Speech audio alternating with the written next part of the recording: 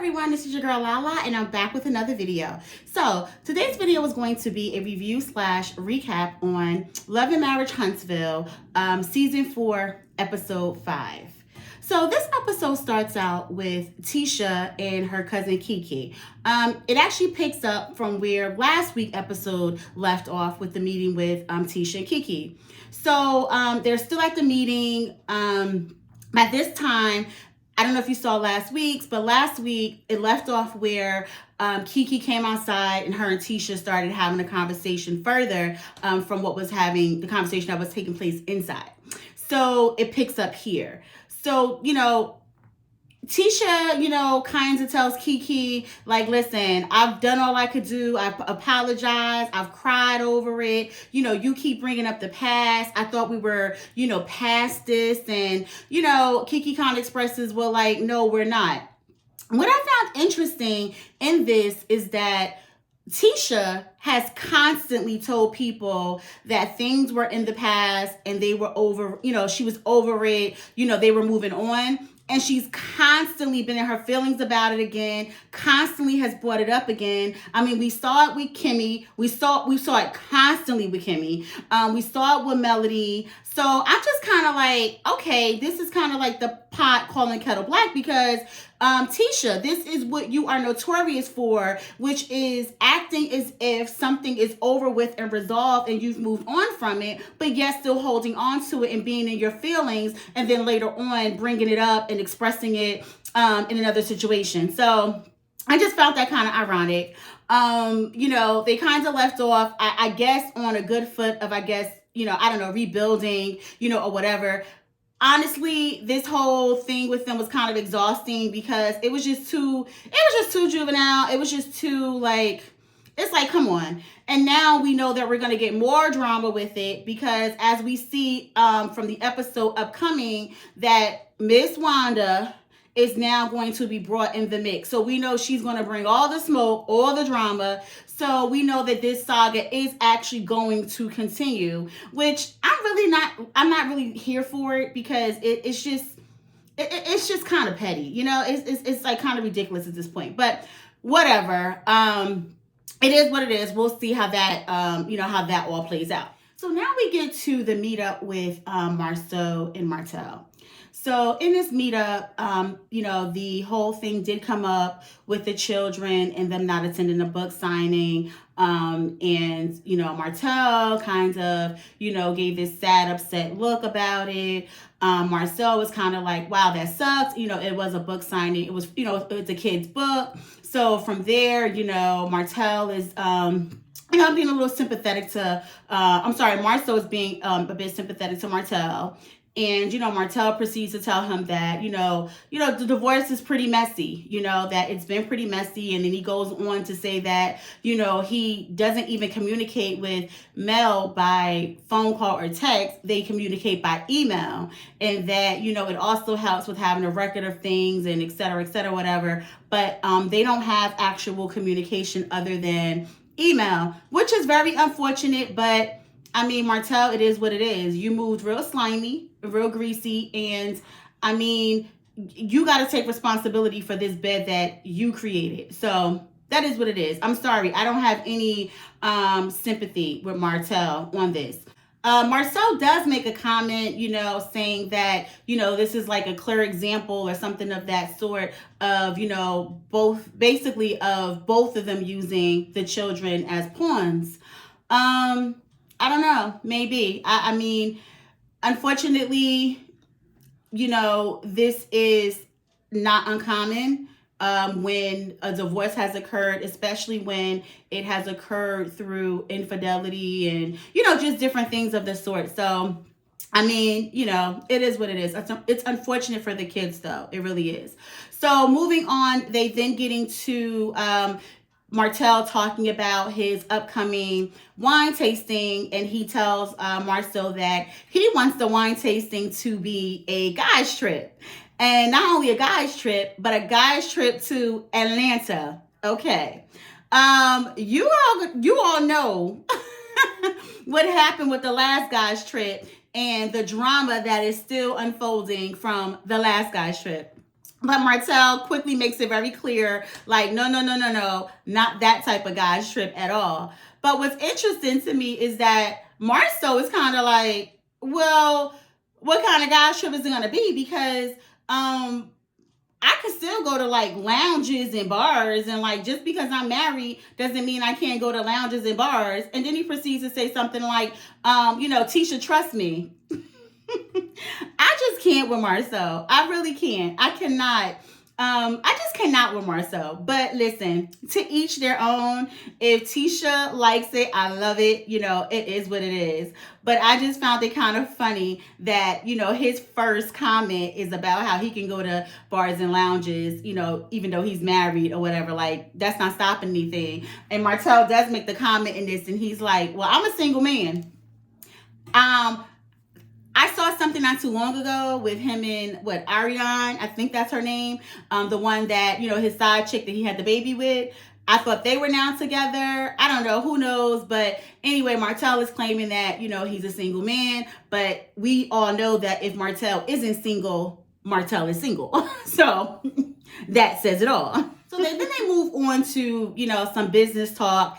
Marcel basically wants back in business with that whole Scult business, which was a combination of Holt and Scott that they had created. Marcel basically kind of replies in the sense of, well, Tisha is also a business partner and my wife, so I have to kind of discuss it with her, see how she feels about it. I was like, oh, okay, we discussing things with our spouses and, our business partners now that are our spouses, but okay, all right, okay, Marcel. So that's how he leaves off with that. But he also says something, in regards to, like him himself being kind of open to it. So it's kind of left where as though it kind of gives the impression that Tisha is the one who kind of needs to be okay with it, in order for him to move forward. So we'll see. We have Maurice and Kimmy. We're at their house. They are just, having a scene together. And Kimmy starts to tell Maurice about the conversation she had with Tisha when Tisha called, letting her know that she had just talked to her cousin Kiki and what was going on with that whole conversation and everything. Now, I just felt from the beginning that I feel like Kimmy should have just stayed away from it, because now, as you see, this is going to constantly have Kimmy's name in it. Although Kimmy didn't do anything wrong in a sense, all she did was, I guess, try to be a loyal friend and bring back information regarding a conversation that was had about Tisha that, I agree with Kimmy. I don't believe that all this conversation should have been had without Tisha there, number one, and let alone number two with her cousin Kiki. The only thing though is that I feel that it now puts Kimmy in the middle of this, and once again, Kimmy is in the middle of something that has nothing to do with her. So, I mean, for that reason, and since it's been so much friction between her and Tisha, because of the fact that, something's always happening with Tisha and somehow Kimmy gets involved, I don't know. I personally might have just, wanted to just stay clear of this, just because now it's, look where it's going. We all see where it's going.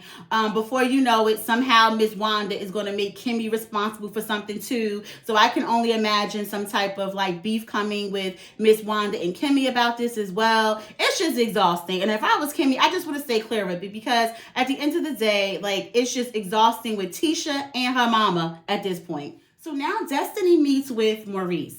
So she's talking to Maurice about the struggles that are going on since her divorce. She talks about how she had to go through her savings, and she talks about how even having to, seek public assistance and things like that, just because of how much of a struggle she was having with, the struggle she was having after the divorce. I found it interesting with the whole thing about seeking public assistance, because I'm like, well, if you're talking about you got this savings and 401k and things like that, I don't know if you would have qualified, but I mean, that's what she's saying. I mean, I don't know. We can only take her word for it. Maybe, after everything was exhausted, she was able to, I don't know. But anyway, she really talks about her struggles and things like that are going on, since this divorce has taken place. So from there, they get into a conversation, about Mel, of course. So they get in a conversation about Mel, and she shares with Maurice that, Mel went from, I guess, calling her like 8 times a day when she couldn't get her to not calling her, at all. And once again, she's talking about how she's kind of like dumbfounded as to what's going on and what she's done and things like this and things like that for Mel to be at the place they're at now. And she talks about a brunch where she met up with Mel, and, Mel made the comment to her about, that she had became friends with her enemy, and, she just kind of was expressing that had she known that, Tisha was Mel's enemy, she wouldn't have been open to this. But, Mel kind of was pushing and kind of fostered this friendship with them. So, she didn't see anything wrong with it, and this is how their friendship kind of occurred. So Maurice asked her, knowing what she knows now about Tisha, will she still be friends with her? And, Destiny ends up responding in the end, like, yeah, that she would. And she tells him about a situation where, she didn't have Mel to call, and she called Tisha. And, Maurice asked her, was she able to help you? And Destiny got teary-eyed, and she said, yes, Tisha was able to help her. And so Maurice his viewpoint is kind of like, well, obviously that's the friend you need in your life, someone who's going to be there for you or whatever. And he's more encouraging of, Destiny maintaining the friendship with Tisha, it seems, although the other part of it, with the friction with Mel. And then at the end, which was kind of interesting, is that Maurice was like, I'll be praying for you. Like, I'm going to pray for you. I'm like, wow. I mean, Destiny must have like just dumped a lot, and it must have been, a whole lot there, because in the end, Maurice was just like, listen, I'm going to pray for you. So we all know what that means.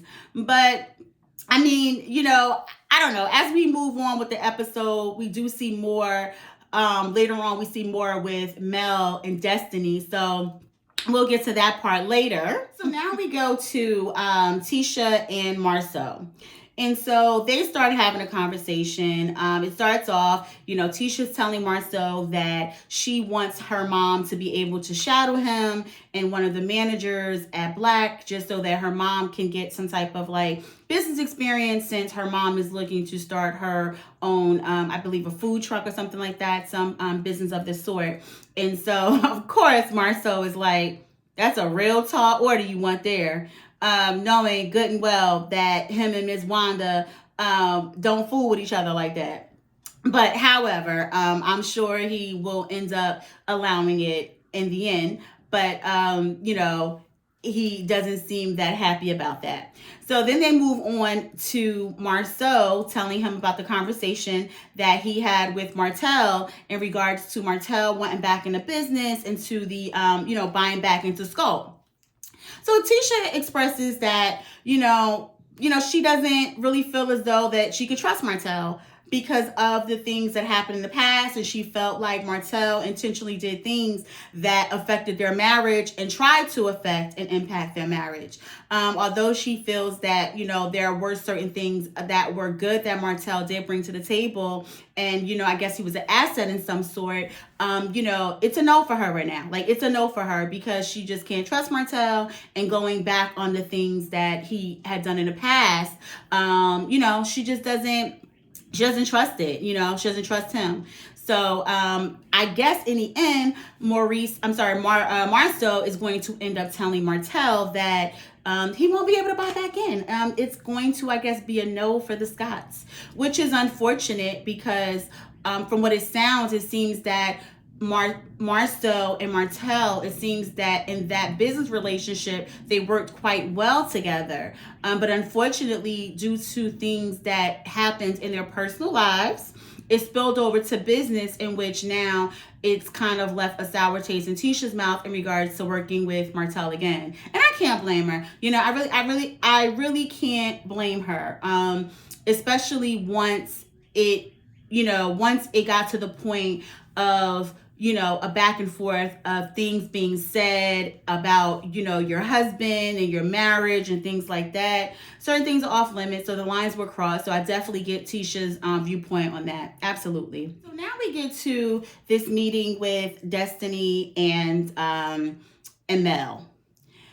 I guess this was the finale for the episode because the episode did lack a lot. So I guess this is what we watch for, right? So we get to this part with the meetup with Destiny and Mel.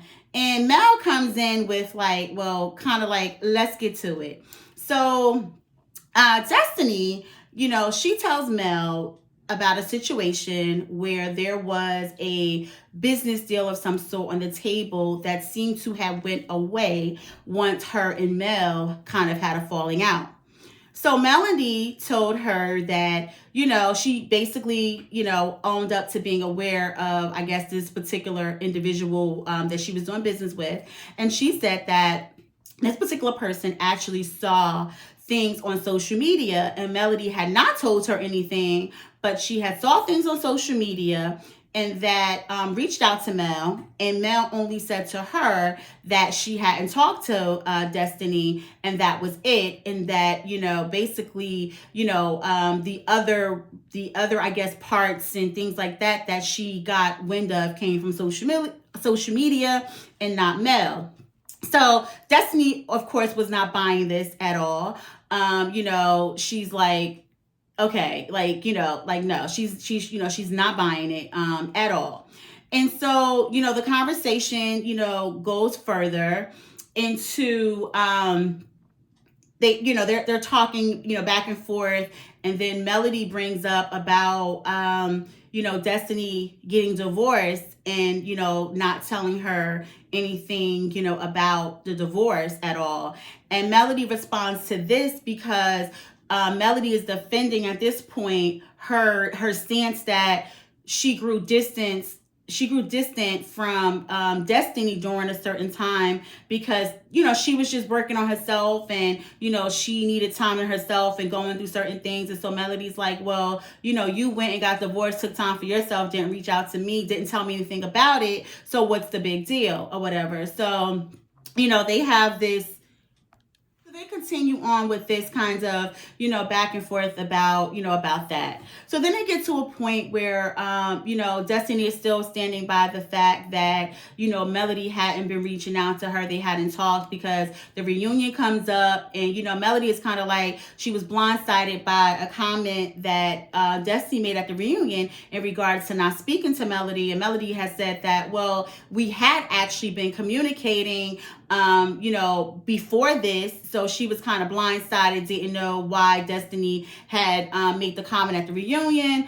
Melody starts to pull out her receipts with text messages from Destiny that were going, where they were like just kind of like going back and forth on text message with, just kind of like casual messages here and there. It was one message that Destiny kind of was like, well, no, that's not me. I don't say chillaxing or something. But it looks like underneath the thread was a picture that Destiny had sent. So Mel was like, so you didn't send me this picture? And Destiny's like, well, yeah, I did. That I sent. So Melody is like, well, I'm not about to fake no, I'm not about to fake no text thread. That's not what I'm not about to do or whatever. So at this point, it kind of looks like Melody has pulled receipts on Destiny. But then Destiny kind of makes the comment in regards to talk, like they hadn't talked. So this was kind of an iffy point right here because it was Melody's viewpoint was that you're saying, I guess, more in a sense of communication overall, like we hadn't been communicating.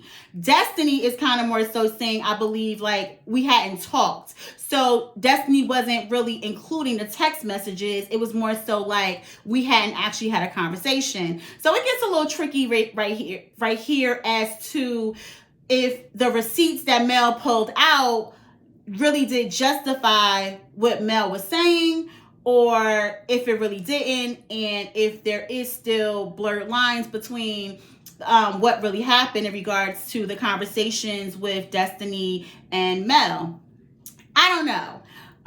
We do see where Destiny, well, I think Mel says that Destiny apologized for talking about her, with the conversation with Tisha. I believe Melody says that Destiny did apologize, but then Destiny pulls back and she says that no, she apologized for, what if she did anything to her or something of that sort. But like it wasn't specifically for, like, Destiny didn't take ownership during this episode for talking about Mel. She even further went on to make a comment about something about, so, you heard me talking about you, but you didn't hear my aunt who was saying that you need to watch Melody. And so Melody was like, no, I didn't hear that. And so Destiny's kind of like, oh, okay, so you didn't hear that, but, you heard everything else, that I supposedly said. So, then from there, it takes another turn totally left, because Mel then brings up Destiny talking to her ex, which is Marcel. So she then tells Destiny about, her feelings in regards to you talking to Marcel every day. And so I'm like, okay, wow. Now that was a really, really tricky one, because from the beginning, we were made aware that Mel actually met Destiny through Martell. So Martell and Destiny, they were friends, and that's how her and Mel became friends. Now, Destiny and Mel's friendship seems to have grew beyond her and Martell's friendship. Which it makes sense, they both are women, so that usually happens a lot, so it looks like her friendship was more so a bit more towards Mel, but it does kind of put her in a really, really sticky situation, because you knew Martell first, you met Melody through Martell, so is it fair for Melody to have the expectation that Destiny is supposed to drop him as a friend because her and Martell are no longer together? Is that fair? So, I don't know. To me, it's a really sticky situation, because I do feel that a lot of times it's inevitable. A lot of times when you are friends with spouses and they are no longer together, it's a lot of times I think it's inevitable to keep both of them as friends still. I do find that you do have to end up making a choice and making a decision on which one you are going to choose to maintain the friendship with. So it is a sticky situation with that. But I think in this case, it didn't become that sticky because Melody and Destiny had already started falling out. So honestly, at this point, there is really no reason to end your friendship with Martell, because you don't even have to, because Melody is no longer really even a friend at this point to you. Like, you guys are no longer even friends. So it's really unfortunate. So so the other part with this whole thing is that I'm very torn on whether or not Mel has a better argument, or Destiny has a better argument, or what's really going on, and like who to believe. I am very, very just iffy on this. Now, this is the thing. I understand Mel's point where she's like, well, listen, you knew the history between me and Tisha, and for you to build this friendship with her, knowing this history, and then us having this fallout, that shows no loyalty to me. And then on top of it, if Tisha and Destiny were talking about Mel, that further, I can see why Mel is done with Destiny. Because this is the thing. Already there's always an issue of when you're friends with two people have falling out, there's always that issue of feeling like, listen, you have to be a friend to both of us and be loyal to both of us, right? It's always an issue on whether or not you can do that. So when you now talk about the other party, or the other party feels that you've talked about them or heard something, you just compound on that feeling of like disloyalty, and that you can't be loyal to this other friend now because you are friends with someone that this other person don't mess with anymore. They don't mess with. So I'm kind of like torn with that, because on the other end of it, Destiny makes a good point, because Destiny says to her, well, if you did not want me to be friends with Tisha, why did you tell me that, it was fine? And why didn't you tell me, in regards to Tisha being the enemy or Tisha being the ops and things like that? Why did you encourage the friendship if you were going to have an issue with it? So I do see both sides, but I also think what happened was that at the time, I think that Tisha and Mel were in a much better place.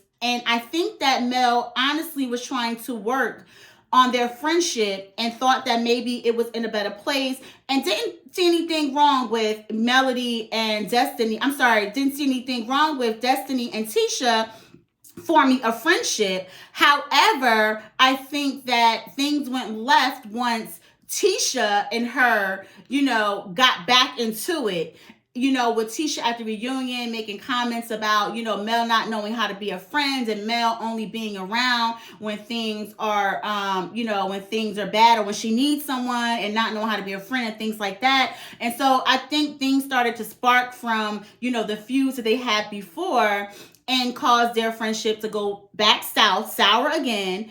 And I think that's where probably the disconnect came in regards to whether or not, Melody wanted Tisha and Destiny to become friends or not. I don't know. It's such a sticky situation. I honestly see both sides of it. I do lean more towards Mel in this, only because if Tisha and Destiny were talking about Mel, then for me, I'm going to chuck the deuces. I definitely am going to chuck the deuces, because, at the end of the day, if you are friends with someone that I am no longer friends with, you have a greater responsibility to be sure to be fair across the board, to still be loyal to me and everything else. So I definitely get that. And I understand Mel, because I don't know. I find Mel to be one of those people that is very big on, loyalty.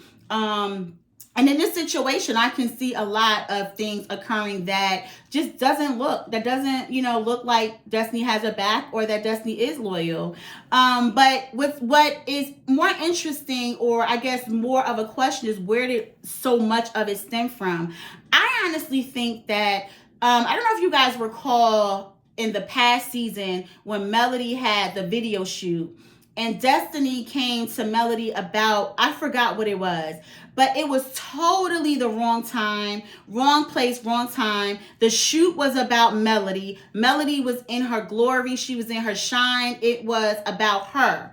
And I feel at that point is when so much changed with Destiny and Melody. So I think that by the time the situation with Tisha came along, that this was just like the icing on the cake to be like, listen, I don't need it. Like, I don't need it, kind of, what I think. But I don't know who knows. At this point, I do think that Destiny and Melody, I don't think they're going to recover. I think their friendship is done. I think their friendship is done. I really do. And and at the end of the episode, Melody, in true Melody fashion, she hit Destiny with, I got coins to make, not friends to fake. I'm going to have to use that. Mel, like, I tell you, boy, Mel just like, listen, I can't, I don't know what to say. Mel is going to be witty, and she's just going to be who Mel is. Mel is going to give you Mel. And I'm here for it. So Until next time, this is the end. Till next time, toodles, guys.